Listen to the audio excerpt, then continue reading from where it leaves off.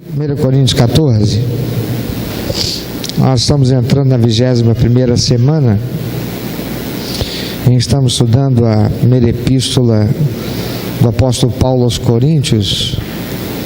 E agora, capítulo 14, nós vamos ler do versículo 26 até o 40. Eu vou pedir para você acompanhar comigo a leitura que farei,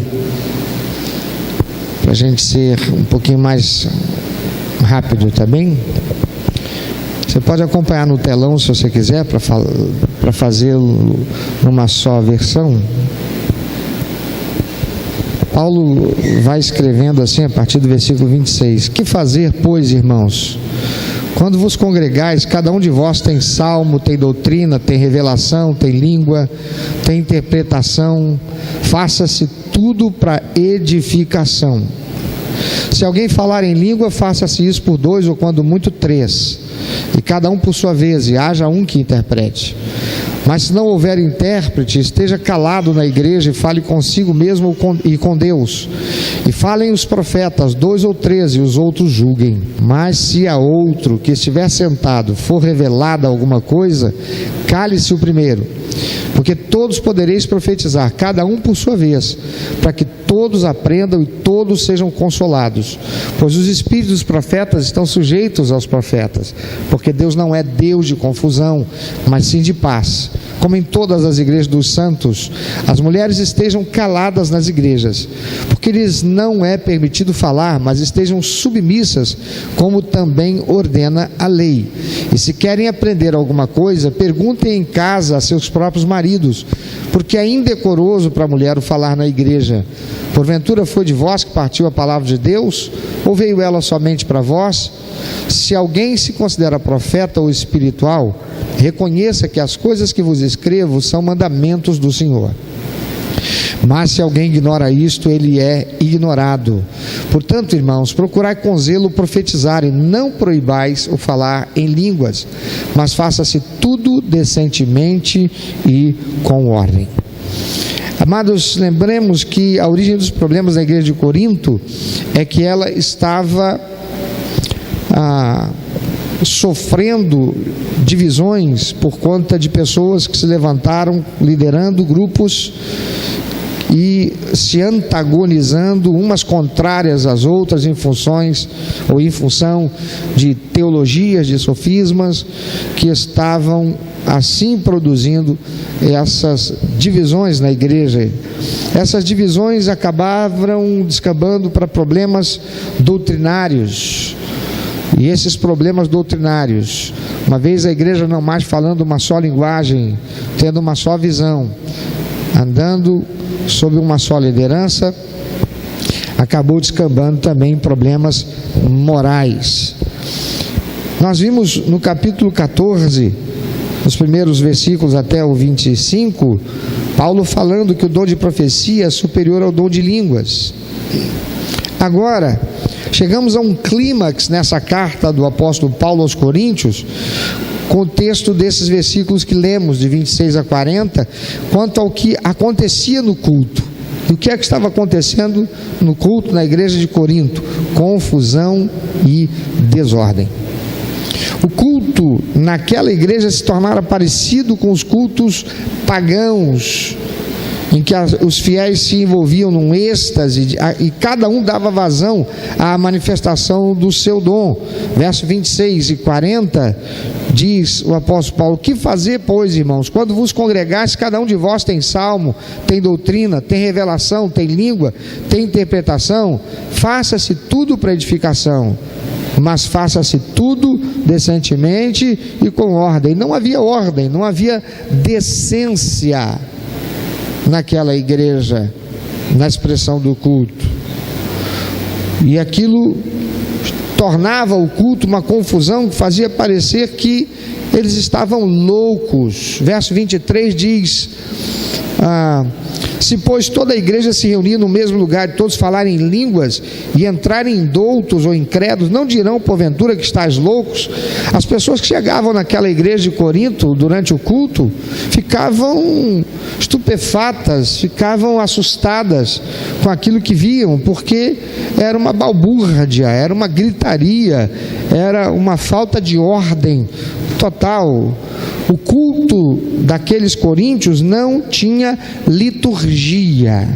E o que é liturgia? Liturgia é uma estrutura determinada para como o culto deve acontecer. O culto, ele tem começo, meio e fim, senão não é um culto a Deus. O culto a Deus é um culto que deve ter ordem. Há alguns elementos fundamentais que precisam estar presentes no culto a Deus. E isto não é o que nós vemos também na maior parte das igrejas dos nossos dias. Não está havendo uma liturgia. Tem algumas pessoas que eu ouvi dizer assim: pastor, não dá para mudar um pouquinho não, porque todo domingo o culto é a mesma coisa. A gente já sabe, tem o momento do abraço, tem o momento de cantar um louvor, aí vem o momento de consagração do dízimo, às vezes tem o coro que canta, aí vem a pregação. Mas, amado, isso é liturgia. Liturgia é ordem no culto. Há alguns elementos fundamentais que precisam estar no culto, e o crente que não o sabe, não está cultuando como deve. Por exemplo, a primeira coisa que deve existir no culto é a contrição. E o que é contrição? É quando, ao chegarmos, nós nos preparamos para cultuar, reconhecendo e confessando os nossos pecados, porque diz a palavra do Senhor: quem chegará ao Monte Santo e quem estará no Santíssimo Lugar, senão aquele que estiver com o coração puro e as mãos limpas. Deus não vai aceitar quando eu abrir minha boca para cantar e eu estou com meu coração sujo. Quando eu vier consagrar minha oferta, minha adoração, e eu estiver com as minhas mãos impuras, Deus não vai receber nada. Eu posso sair daqui e dizer: cultuei a Deus, mas Deus não recebeu coisa nenhuma como culto, porque eu entrei aqui e não me preparei. Tem gente que entra no culto já tagarelando, já conversando, e aí entra, começa o culto e já vai cantar, e nem sequer se prepara para cultuar a Deus, não faz um autoexame, pensa que isso é somente quando tem o momento da Santa Ceia. Paulo diz: examine-se, pois, o homem a si mesmo, e depois participe da ceia. A ceia é um culto a Deus. A ceia faz parte do culto a Deus. E para cultuar a Deus é preciso que primeiro nós nos preparemos para isso de forma condizente, colocando-nos em condição de que Deus receba o nosso culto. Uma coisa interessante no Antigo Testamento é que quando Deus estabeleceu que fizessem os altares para adorá-lo, os altares deveriam ser de pedras não lavradas. Sabe o que significa isso? Não podia ser polida, tinha que ser pedra bruta. O que é que Deus estava transmitindo com isso? Porque nada, queridos, nada que existe na Bíblia está ali escrito sem uma intenção. Quando alguém escreve alguma coisa, se alguém tem uma intenção no que ele vai falar. Quando Deus manda que os altares sejam feitos de pedra bruta, não polida, é porque Deus, ele não aceita máscaras, ele não quer aquilo que é maquiado, ele só quer aquilo que é a verdade. Ele quer aquilo que é a verdade. Deus olha para mim, Ele sabe o que eu estou sentindo. Deus sabe se agora mesmo, enquanto eu estou aqui, eu estou em condição de estar aqui para pregar a sua palavra. Se há em mim alguma coisa, num sentimento que me incapacita, que dá lugar para, ao invés de estar aqui com o Espírito Santo, eu esteja aqui com um demônio, zombando porque eu estou aqui com hipocrisia, falando de uma coisa que para mim não é verdade, porque eu não vivo. A primeira coisa que precisa acontecer no culto é a contrição. A segunda coisa que precisa acontecer após a contrição é a exaltação. Exaltar é quando louvamos, exaltamos o Senhor pela sua glória, pelos seus feitos, pelos seus atributos.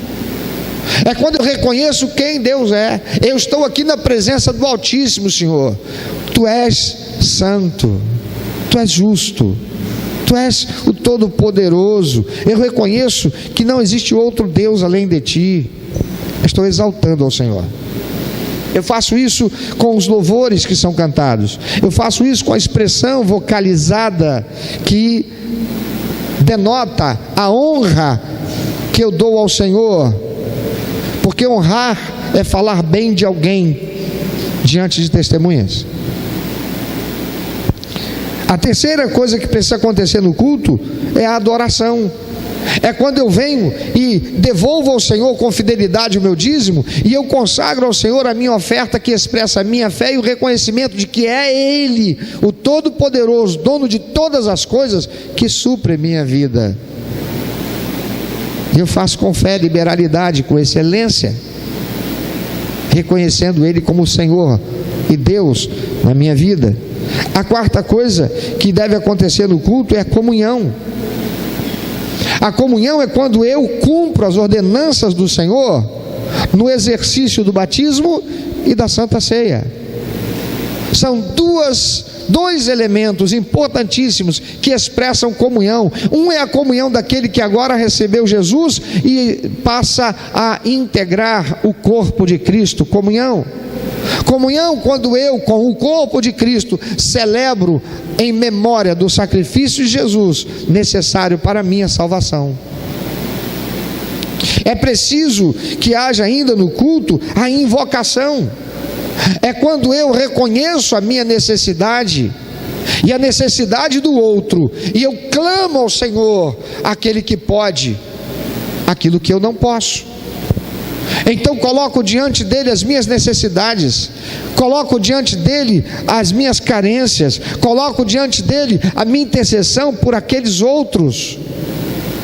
E precisa estar no culto, porque ao fazê-lo eu reconheço que eu não sou, mas Ele é. É preciso ter no culto a proclamação. É quando eu me disponho para ouvir Deus falar comigo. Eu que cheguei quebrantado por reconhecer que sou pecador, indigno e merecedor, e agora preparado, exaltei ao Senhor por quem Ele é. Eu o adorei por quem Ele é. Eu comunguei com os demais que são meus irmãos e membros do mesmo corpo que eu tenho o privilégio de ser, a família de Deus. Eu invoquei ao Senhor, transmitindo a Ele a minha necessidade e a dos meus irmãos e dos outros. Agora eu me disponho para ouvir o Senhor, a instrução que Ele tem a me dar. A sua palavra, que é lâmpada para os meus pés, que é luz para o meu caminho, que é alimento, é pão espiritual, é orientação e instrução para a formação do meu caráter, que me remete ao caráter de Cristo. E depois da proclamação, então vem o último elemento do culto, que é a consagração. O que eu vou fazer com isso que eu acabei de receber? É quando eu recebo a palavra e eu rendo a mim mesmo, a Deus e a sua palavra, para sair do culto e viver aquilo que o Senhor me falou. Naquela igreja, ao que parece, eles não tinham mais liturgia. Era uma bagunça, era uma gritaria, era uma falta de ordem. No versículo 26, o apóstolo diz: quando vos reunis, ou quando vos congregais, referindo-se a ocasiões em que toda a igreja se reunia. O apóstolo Paulo está falando do que acontecia nessas ocasiões, porque em Corinto havia uma evidente tendência para a desordem. Embora fosse diferente da desordem que ele censurou no capítulo 11, era algo similar. Indivíduos que agiam segundo as suas preferências pessoais, em vez de pensar nas necessidades, na sensibilidade dos outros, era o que estava acontecendo. Quando o apóstolo escreve sobre toda a igreja se reunindo, verso 23, que fazer, pois, irmãos, quando vos congregais, ele está dando a ideia aqui de uma grande reunião, e provavelmente ele está pensando em todas as diferentes igrejas domiciliares de Corinto, como você vai encontrar mais à frente, e é como nós hoje chamamos de células, porque Paulo vai dizer na saudação: saúda fulano e beltrano, a igreja que está em sua casa. Paulo estava falando daquilo que hoje nós chamamos de células, ou grupos familiares, ou grupos pequenos, mas a igreja se reunia toda também em ocasiões, certamente aos domingos, e era o contexto a que o apóstolo Paulo se refere para exercer exortação. E a exortação que o apóstolo Paulo faz em função do que menciona no versículo 26 se aplica tanto para as reuniões das igrejas que nós hoje chamamos células, ou as igrejas nas casas que nós chamamos de células hoje, ou grupos pequenos, quanto da grande igreja, que era a reunião geral feita no domingo, onde esse comportamento errado se manifestava tanto nas igrejas locais, familiares, ou as células. Isso acontecia lá, quanto acontecia também no grande grupo, quando todas as células se reuniam no domingo. É o chamado trocadilho que vou fazer, né? Dizem que o costume de casa vai à rua. No caso, no contexto aqui, o costume da célula ia ao grande grupo, ou à reunião geral do culto da igreja. Paulo então ele vislumbra cada membro da igreja trazendo uma contribuição distinta ao culto. Ele diz: um tem salmo, outro tem doutrina, esse traz revelação, aquele outro língua, e ainda outra interpretação, lá no verso 26. Parece certos cultos em que o dirigente tem que dar oportunidade para todo mundo. Já foi num culto assim, né? Agora vão dar oportunidade, irmão fulano de tal. O cara foi pego de surpresa. Não sei se você já foi a alguma dessas igrejas, eu já fui várias. E muitas vezes eu cheguei lá querendo receber, precisando ouvir Deus falar. Aí o irmãozinho chega lá, o dirigente fala: está conosco o irmão Cláudio e nós vamos dar oportunidade a ele. Oportunidade para fazer o quê? Eu vim aqui para receber de Deus. Eu estou mal, cara. Aí você fica naquela coisa, no constrangimento, né? O que eu faço aqui? Mas com muito temor, sei lá, em pecado. Isso aqui. Não, irmão. Vamos estar com a palavra. Isso aqui é uma igreja em que nós damos a oportunidade ao Espírito. Eu falei: só se for o Espírito que eu estou com ele, que eu quero que ele vá embora. Esse Espírito não. E isso, irmãos, não denota liturgia, não produz ordem. Parece certos cultos que o dirigente tem que dar oportunidade para os crentes se manifestar de alguma forma. Tem gente que vai lá para frente, não sabe nem que vai dizer: olha, eu quero aqui, então eu vou deixar aqui um texto da palavra de Deus. Ele não sabe nem o que vai dizer, resolve abrir lá, deixa o Espírito Santo resolver esse problema. Ele abre lá: mas os espalhei com um turbilhão por entre todas as nações que eles não conheceram. Assim, pois, a terra foi assolada atrás deles, de sorte que ninguém passava por ela, nem voltava, por quanto fizeram da terra desejado uma desolação. Receba essa palavra em nome do Senhor. Amém. Obrigado pela oportunidade.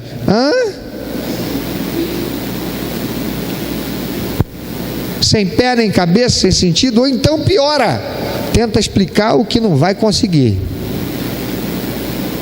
e a coisa fica pior.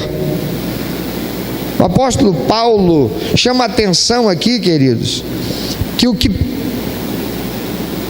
importa não é o prazer pessoal, não é se destacar dos demais, mas promover a edificação geral da igreja, não a satisfação vaidosa de uma exposição pública para admiração do dom, mas o uso do dom com propósito de capacitação, equipamento da igreja. O que está acontecendo era isso. Olha como é que eu falo em línguas. Tem pessoas que vão para certas igrejas em que o dirigente dá oportunidade, que ela veste a roupa pensando, vai que ele vai me chamar lá na frente, então tem que ir mais bonita, mais bem apresentado, ou então mais bonito, com aquela gravata. Às vezes vai pensando, eu vou assim porque ele vai me chamar, vai me dar a oportunidade. Eu já vi gente ficar chateado, sair do culto zangado. Foi o que foi? Eu vim preparado para ter uma oportunidade e o dirigente não me deu a oportunidade. Qual o propósito disso? Não é culto a Deus. Por isso o apóstolo Paulo vê a necessidade de ordem, tanto no contexto da grande reunião com todos os cristãos da cidade, como no das células, nas casas. Então ele estabelece algumas medidas sobre as 3 situações que causavam problema e desordem naquela igreja. O primeiro problema e a primeira situação que ele vai tratar está nos versículos 27 e 28. Olha o que diz: se alguém falar em língua, faça-se isso por 2, ou quando muito 3, e cada um por sua vez, e haja um que interprete. Mas se não houver intérprete, esteja calado na igreja e fale consigo mesmo e com Deus. Ao estabelecer a ordem de somente o falar em línguas, se acompanhado de interpretação, e ele faz isso antes, como nós estudamos, o apóstolo Paulo agora, ele limita o número dessas manifestações seguidas de interpretação em cada reunião, que não sejam mais de 2, ou quando muito 3, diz ele, e que haja intérprete. Além disso, o apóstolo proíbe o falar em línguas em tom alto de voz, se não houver intérprete. Verso 28 diz: mas se não houver intérprete, esteja o quê? Calado na igreja e fale consigo mesmo e com Deus. Espera aí, como é que é calado se o cara está falando consigo mesmo e com Deus? O que ele quer dizer com isso? Na prática, amados, isso significa que se a primeira língua falada não fosse interpretada, levantava o irmão lá e não houvesse ninguém para que interpretasse, então os outros que tivessem o mesmo dom de falar línguas ficassem o quê?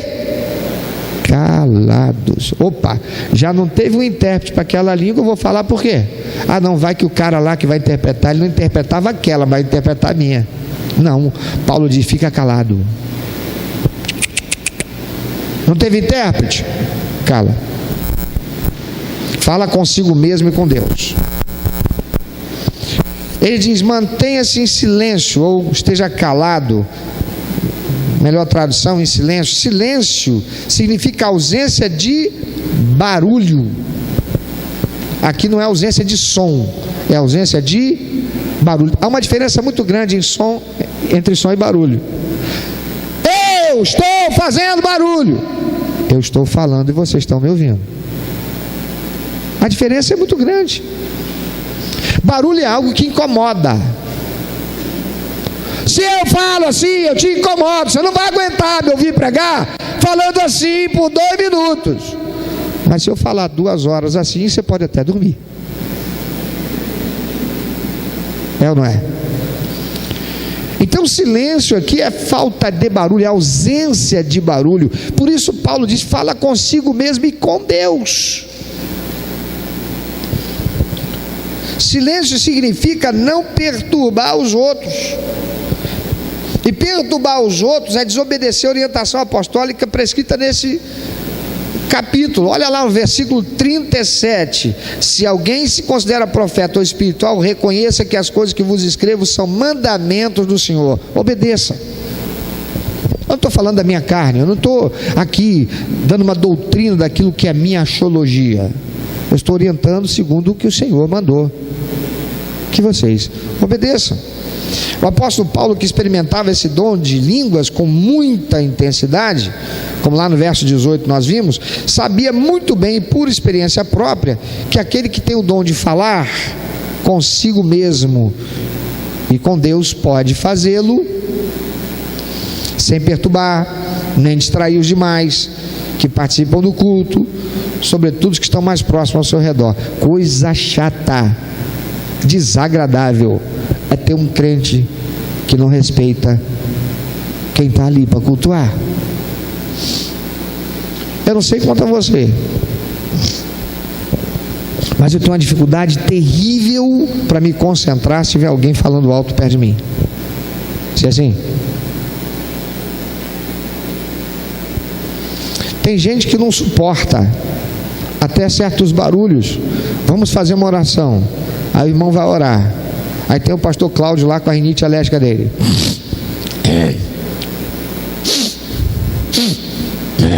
Isso é horrível, irmãos. E eu tenho esse problema, eu reconheço, é horrível.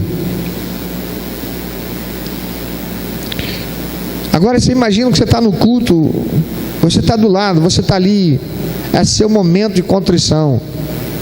Você chegou agora, ou você chegou junto, mas você o momento de contrição do outro terminou quando começou o momento de louvor, mas o seu ainda continua.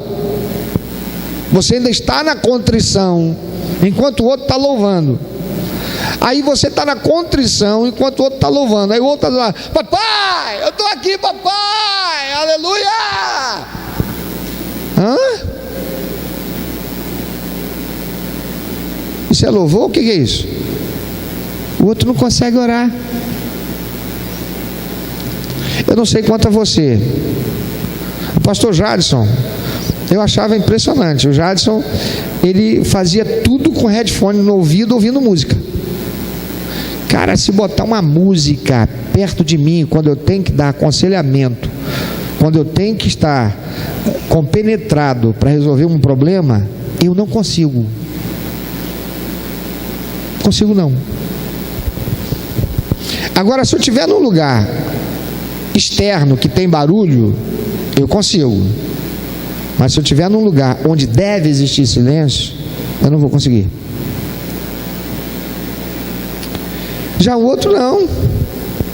Ele põe um headphone na cabeça, no ouvido, e faz tudo ouvindo música. Aplausos para ele. Mas eu não consigo. Então eu te pergunto, é mais fácil ele baixar a bola para que eu possa cultuar também, ou eu tenho que fazer igual a ele e eu não vou conseguir mesmo?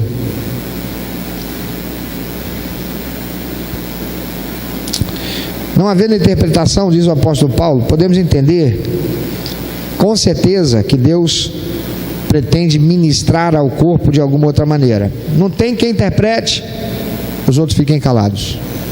E aquele que acabou de falar, não fala de novo não. Fala consigo, fala com Deus. Não tem que fazer para que os outros ouçam. Não teve intérprete.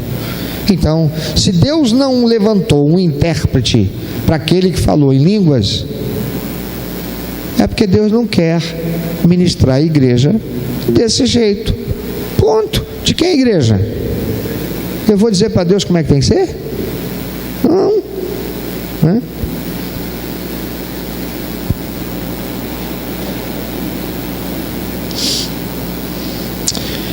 Há uma verdade fundamental implícita aqui no ensino do apóstolo Paulo.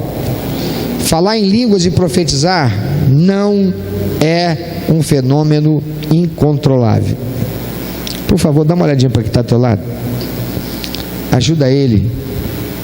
Diz para ele assim, olha o pastor usando esse argumento, esse recurso, né? Diz para ele assim, se você fala, é porque você fala uma língua. Mas a sua língua, eu não preciso ouvir. A não ser que o que você tem a dizer seja importante para mim. Durante o culto, fala comigo não.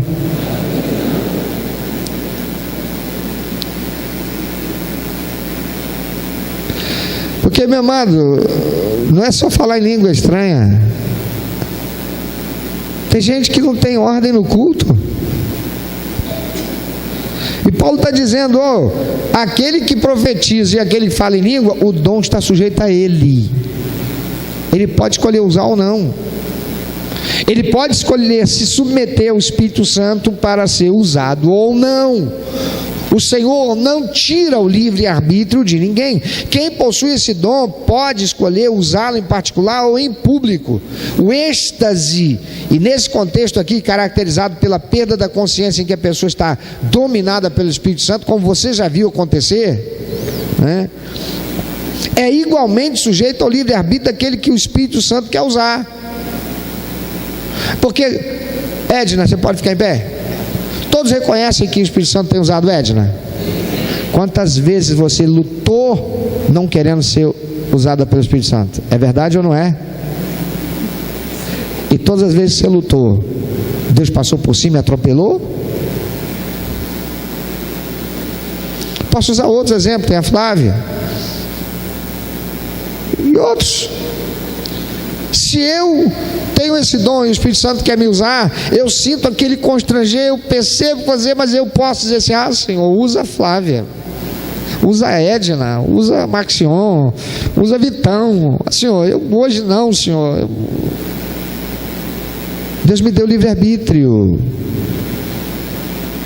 Deus me deu livre-arbítrio. E é isso que o apóstolo Paulo está dizendo. Portanto, não se pode afirmar que a pessoa está em êxtase ao falar em línguas ou usar qualquer outro dom, porque via de regra é a escolha da pessoa se submeter ou não ao Espírito Santo. Verso 32: pois os espíritos profetas estão sujeitos aos profetas. O Espírito Santo, ao usar um crente com um dom, ele não anula a vontade deste, mas espera obter a sua cooperação espontânea em amor. E servir a Deus é uma escolha. Ele não nos impõe, ainda que seja o que ele deseja. Então não tem esse negócio de que, não, eu falei porque eu estava, não se pode dominar o Espírito Santo. Mas ninguém está falando de dominar o Espírito Santo, está falando de dominar o dom. Eu posso escolher usar ou não. Eu posso escolher cooperar com o Espírito Santo ou não. E se eu não interpreto, ainda que receba aquela motivação espiritual que me faz falar, não levantou ninguém como intérprete, eu me calo, porque eu estou ouvindo, eu não estou inconsciente. Eu sei tudo que está acontecendo. E eu posso dizer para os irmãos, as duas únicas vezes em que eu não tive domínio do dom de línguas, foi quando a primeira vez aconteceu na minha vida, e naquele mesmo dia, quando eu estava indo para casa, que eu pedi: Senhor, será que isso aconteceu só aquela vez? O Senhor nunca mais eu nunca mais vou sentir o que eu senti? Porque, irmãos, é algo, como diz o apóstolo Paulo, edifica-se a si mesmo. É algo que mexe com a pessoa, afeta a pessoa. É algo de um gozo indescritível para aquele que tem o dom. Então o Senhor de novo me moveu a falar, mas a partir daí, todas as vezes que eu fui compelido a falar, eu pude escolher: falo ou não falo, continuo ou paro. Assim como o apóstolo Paulo está dizendo, o espírito do profeta está sujeito ao profeta. Segundo controle, então o primeiro controle é o controle do dom, dos que possuem o dom de línguas. O segundo controle é o controle dos que possuem o dom de profecia. Verso 29 a 33 diz: e falem os profetas 2 ou 3, e os outros julguem. Mas se a outro que estiver sentado for revelado alguma coisa, cale-se o primeiro, porque todos podereis profetizar, cada um por sua vez, para que todos aprendam e todos sejam consolados. Porque todos podereis profetizar, cada um por sua vez, para que todos aprendam, sejam consolados. De novo, pois os espíritos dos profetas estão sujeitos aos profetas. Igualmente, queridos, o apóstolo Paulo estabelece as mesmas regras para o uso desse dom em qualquer reunião da igreja, fosse lá na célula, fosse no grande grupo no domingo. Ele diz que todos podem profetizar para produzir aprendizado e encorajamento, desde que sob esta regra. Verso 31: porque todos podereis profetizar, cada um por sua vez, para que todos façam o quê? Todos façam o quê? Lê lá: aprendam e todos sejam consolados, né? Ou sejam encorajados, que é sinônimo. Esse princípio estabelecido pelo apóstolo aponta para o fato de que qualquer membro do corpo de Cristo pode ser usado pelo Espírito Santo em qualquer reunião, como portador de qualquer dom. É Ele que dá a quem Ele quer. O que acontece é que sempre ficamos esperando que os dons sejam manifestos por meio de determinadas pessoas que já foram usadas dessa forma. Capítulo 12, versículo 11. Mas um só e o mesmo Espírito opera todas estas coisas, distribuindo particularmente cada um como... Aí a gente está aqui no culto, e porque Deus volta e meia usa a Edna, volta e meia usa a Flávia, a gente fica aqui, se o Espírito Santo for usar, vai ser a Edna, ou então vai ser a Flávia. E se Ele quiser usar o João, a Maria, Ele não pode? E se Ele usar, não é Ele?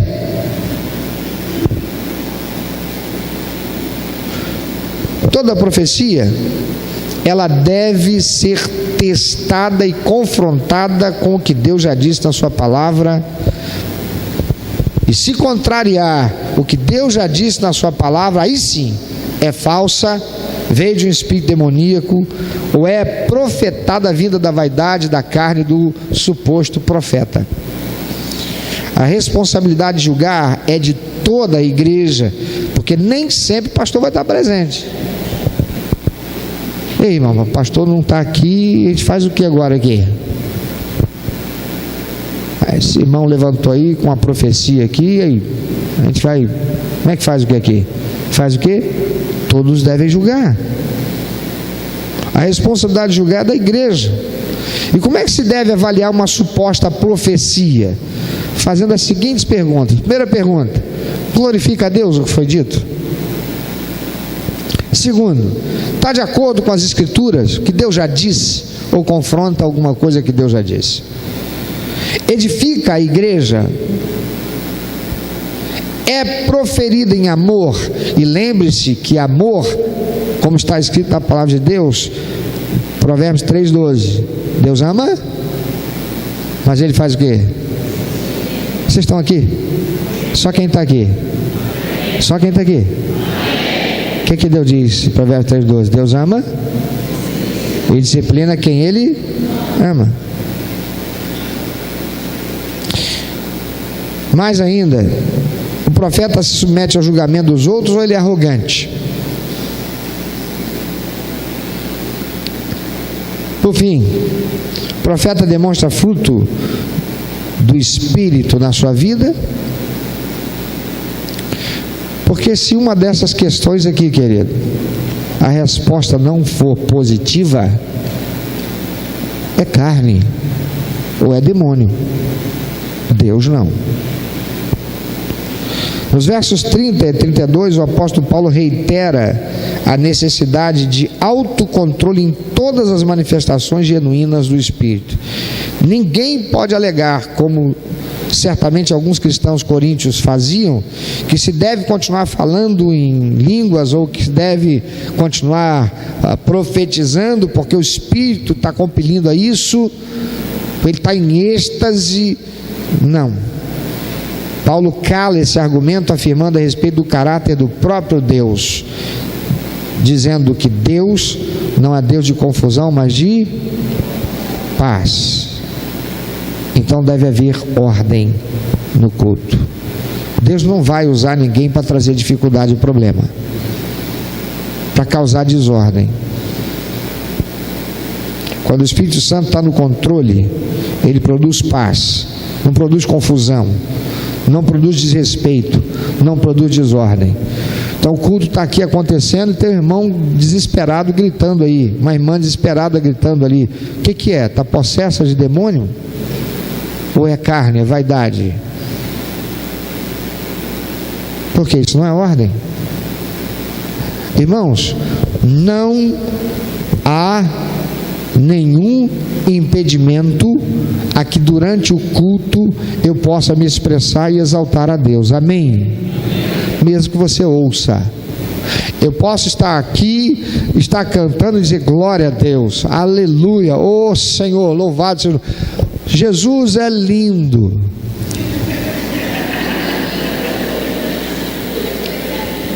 coisa linda, Senhor. Problema nenhum. Olha a diferença. Jesus, tu és lindo! São duas coisas completamente diferentes. Eu posso estar aqui no meio da congregação e é momento de louvor, está todo mundo em pé e eu estou cantando, mas em determinado momento eu digo: ah, Senhor, louvado seja o teu nome. E se eu tenho o dom de falar em línguas, eu ali posso até exercer esse dom comigo mesmo e com Deus, não preciso incomodar meu irmão, nem levar a igreja, porque olha só, se Deus quer usar esse dom com o intérprete, ainda que eu fique quietinho aqui na minha, eu estou aqui entre eu e Deus, pode ser que está do lado está conseguindo ouvir, eu não estou fazendo para isso acontecer, e o Senhor vai levantar alguém.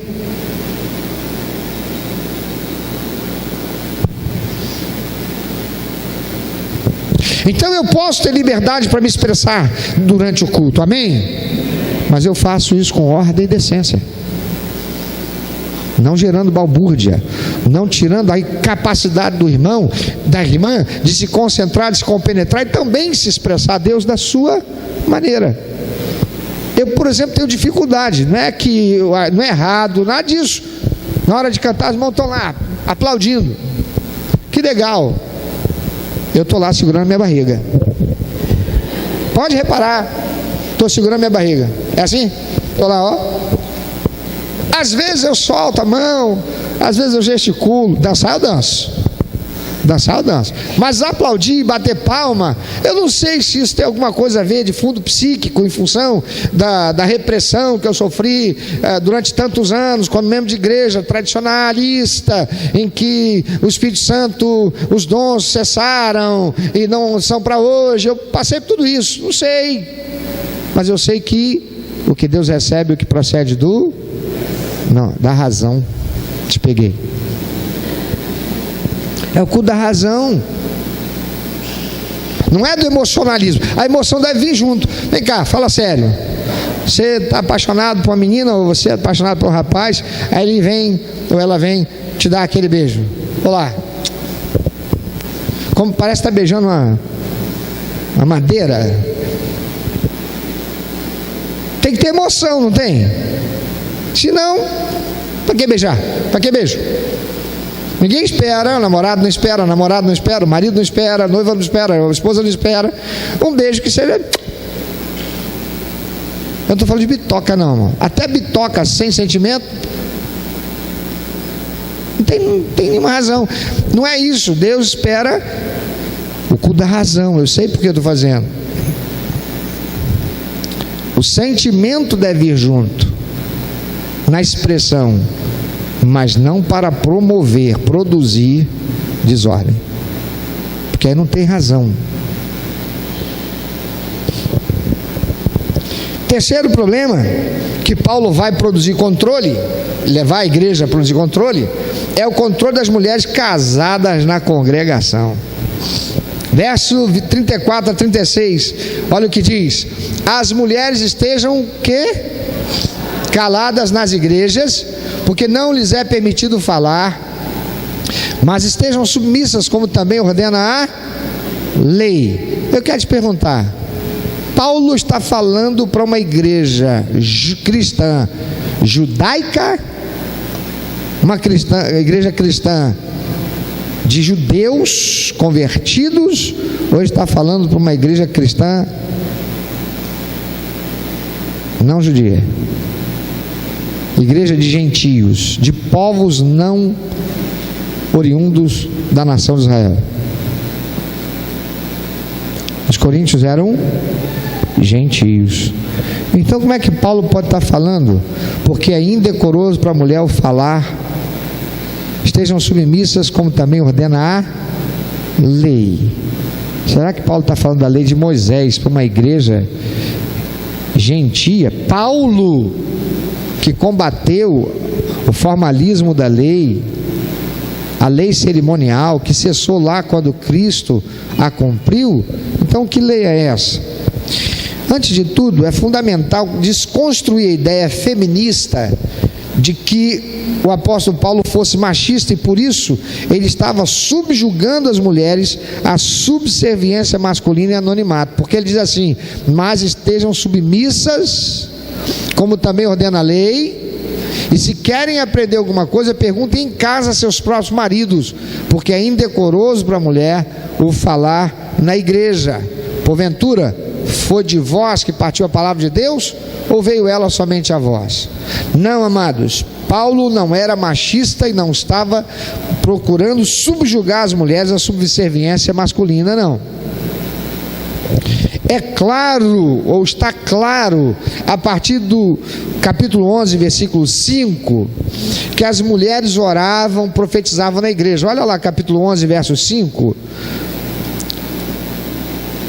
O texto ali, em cima do versículo 2 do capítulo 11, está aqui, ó, como as mulheres devem apresentar-se na igreja. E no verso 5 ele diz: mas toda mulher que ora ou profetiza com a cabeça descoberta desonra a sua cabeça, porque é a mesma coisa como se estivesse rapada. E em lugar nenhum Paulo vai impedir ou proibir a mulher de fazê-lo, de orar ou de profetizar. Então o que é isso que está acontecendo aqui? Que Paulo está falando que a mulher, volta lá por favor, 34 a 36, por que é que ele está dizendo que as mulheres estejam caladas na igreja?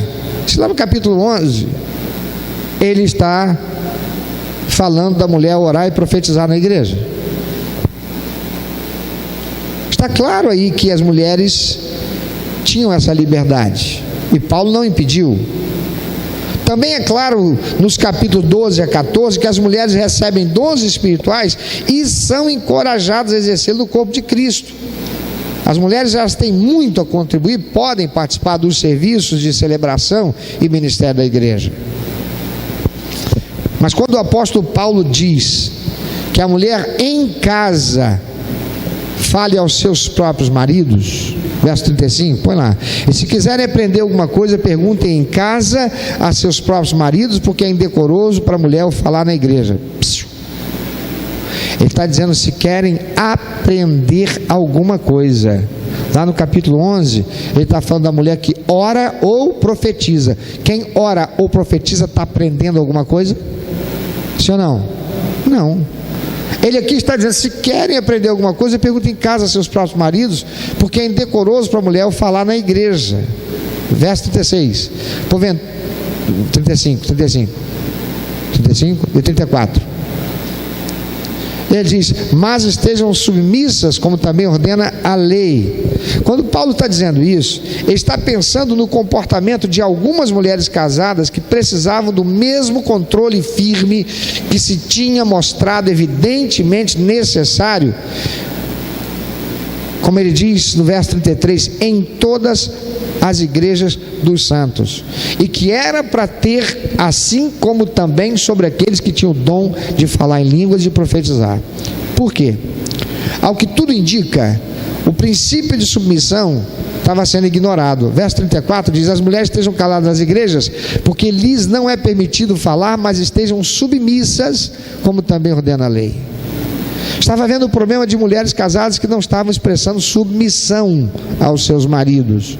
Um espírito de rebeldia estava imperando. Verso 35 ele diz: se querem aprender alguma coisa, perguntem em casa a seus próprios maridos, porque é vergonhoso ou indecoroso para a mulher falar na igreja.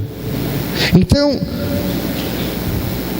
esse espírito de rebeldia estava fazendo com que essas esposas arbitrassem a ordem e a doutrina da sua própria igreja.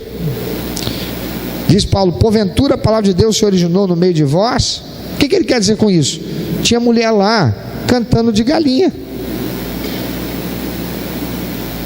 passando por cima da autoridade de quem estava com autoridade sobre elas no culto. Com isso, essas mulheres inclusive estavam desrespeitando a lei, diz ele, verso 35, 34. Mas estejam submissas, como também ordena a lei. Elas estavam desrespeitando a lei. Que lei? É que na cultura coríntia, as mulheres não podiam confrontar seus maridos em público. E elas estavam fazendo isso dentro da igreja. Aparentemente, algumas das mulheres que se tornaram cristãs acharam que a sua liberdade cristã lhes dava o direito de questionar os homens na igreja, ou seja, de desrespeitar a lei, que era a lei moral. Isso trazia problema. Isso estava causando desordem. Essas mulheres casadas eram a fonte de parte da arrogância da igreja de Corinto, que o apóstolo Paulo já havia condenado. A tagarelice dessas mulheres na igreja era um problema. Provavelmente era como vemos em muitos lugares, quando algo fascinante está acontecendo. O que acontece? O pastor pregou e está falando uma coisa aqui, daquilo que o pastor falou. Qual o propósito disso? Ou então tem uma criancinha na frente, está no colo de alguém.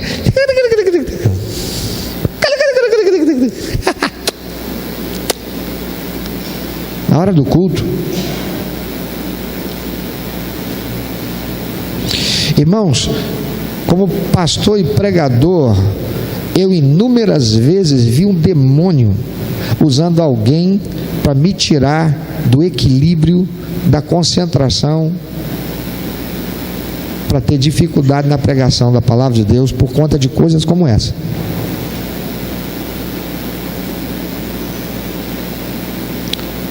Isso sem contar que lembra que tem um negócio para falar ali com a Beatriz. Deixa eu passar aqui baixinho, por causa do. Está filmando ali para não atrapalhei a filmagem. Lembra que tinha que falar com você. Voltou para o lugar. Que isso, irmão? E tal do senta e levanta? E tal de na hora da pregação levanta porque tem tal da água para beber, e um tal de um xixi que não para de querer sair? Como é isso? Por que, pastor? Não pode ter necessidades fisiológicas na hora da pregação? É pecado? Não, mas tem muita coisa que acontece na hora da pregação que não é necessário. Que não é necessário. Mas quem foi que disse que o inimigo para de trabalhar? Porque é culto. E essa falta de disciplina, de autodisciplina, estava provocando confusão e desordem no culto e na igreja. O apóstolo Paulo estava orientando as mulheres que não mostrassem a sua liberdade cristã durante o culto, mas fossem respeitosas com seus maridos e com Deus. O propósito das suas palavras era promover a unidade, a edificação, que necessitava de controle e ordem naquela igreja.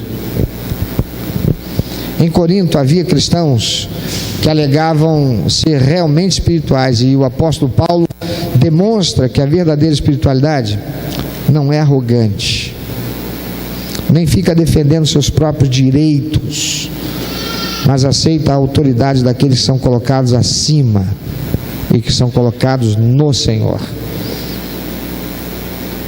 Paulo conclui com uma declaração enfática acerca de sua autoridade como apóstolo, ao dizer, no verso 37, e se alguém se considera profeta ou espiritual, reconheça que as coisas que vos escrevo são mandamentos do Senhor. Não obstante as exortações, o que o apóstolo Paulo está combatendo, amados, é a desordem, o desrespeito, a vaidade, a insubmissão à autoridade, o egoísmo, a egolatria, a insensibilidade demonstrada durante as reuniões da igreja em celebração a Deus. Em momento algum o apóstolo proíbe ou condena os dons de profecia ou de línguas. Pelo contrário, ele instrui, dizendo lá no verso 39, portanto, irmãos, bem forte, podemos todos juntos ler? Portanto, irmãos,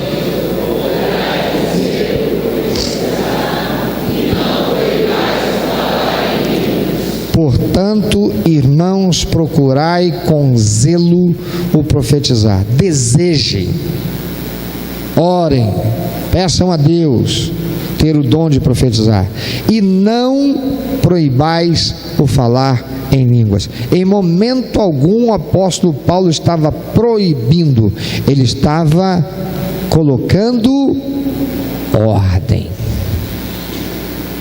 ele estava doutrinando a respeito do uso do dom, ele não está proibindo.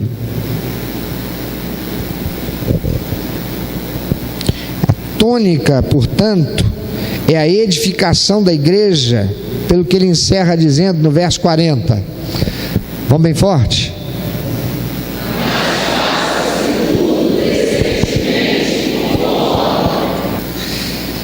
Então veja que Paulo está dando a tônica aqui. Que tudo seja feito com decência e ordem, porque numa atmosfera de verdadeiro amor, o resultado final será uma igreja com uma vida comunitária, que atrai os de fora e não que assusta.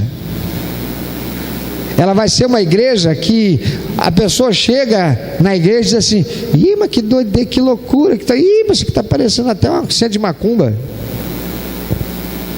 Ih, mas isso aqui parece um hospício, que gritaria é essa? E vai embora. Não.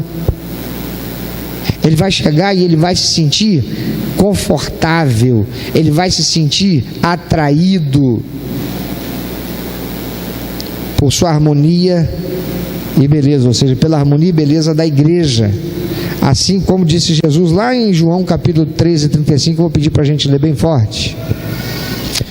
João 13, 35. Vamos lá?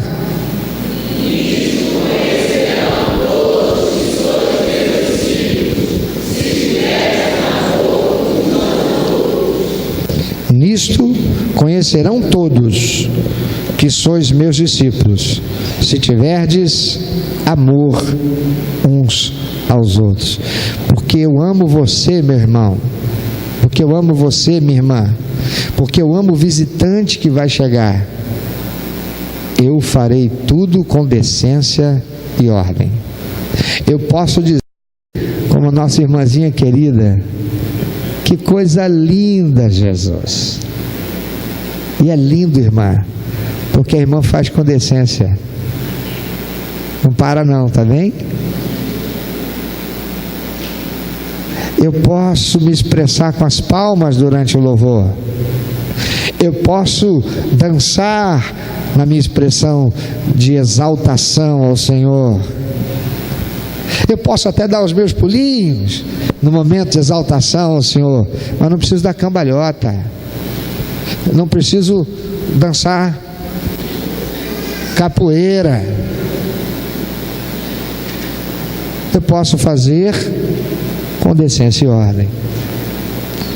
Eu posso me expressar ao Senhor sendo eu mesmo, com amor pelo meu irmão, pela minha irmã, e ser instrumento de Deus para produzir a edificação do corpo de Cristo, que é a igreja, e encorajar os outros a partir da minha disposição de ser útil ao Senhor naquilo que Ele queira fazer, usando-me com os dons com que Ele queira me capacitar para isso.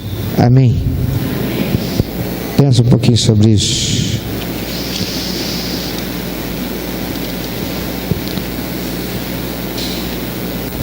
Que Deus nos abençoe, para que sejamos a igreja de Cristo,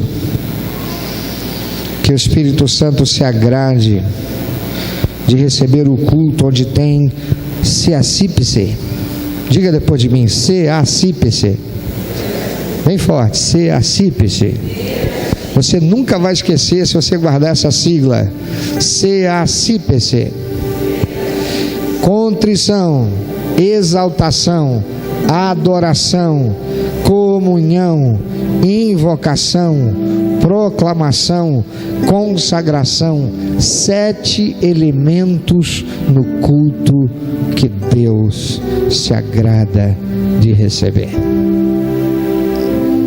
7 elementos fundamentais para o culto que Deus vai receber. E que se eu cultuo sob essa liturgia, vou agradar o Senhor. Porque com certeza eu vou dar a Ele um culto que Ele vai receber se eu com contrição me preparo, reconhecendo a minha inadequação espiritual, que sou pecador, fazendo meu autoanálise, examinando-me a mim mesmo, de modo que não haja em mim aquilo que o Senhor não se agrade. E se encontrando alguma coisa que possa trazer dificuldade a que o Senhor receba o meu culto, se meu coração não estiver puro, eu posso limpar meu coração, rejeitar tudo aquilo que é mal, tudo aquilo que Satanás me propôs, o rancor, a mágoa, o ressentimento, a ira, o desejo de vingança. Eu posso limpar o meu coração, eu posso tornar as minhas mãos puras, indo até o meu próximo, meu irmão, fazendo concerto com ele, com ela, ou saindo, depois de reconhecer e me comprometer com o Senhor, saindo do culto, procurar aquela pessoa e fazer um concerto com ela. Mas então me preparo com contrição para chegar diante do Senhor e dar a Ele o culto que a Ele se agrada. Eu posso exaltar o Senhor com liberdade, tomando cuidado de não constranger quem estiver próximo. Eu posso adorar ao Senhor expressando liberalidade, honra, fé, participar da comunhão, na obediência às ordenanças do Senhor, do batismo, da ceia, fazer a minha invocação, apresentando ao Senhor o meu clamor por aqueles que carecem, assim como eu mesmo. Me dispor para ouvir Deus na proclamação.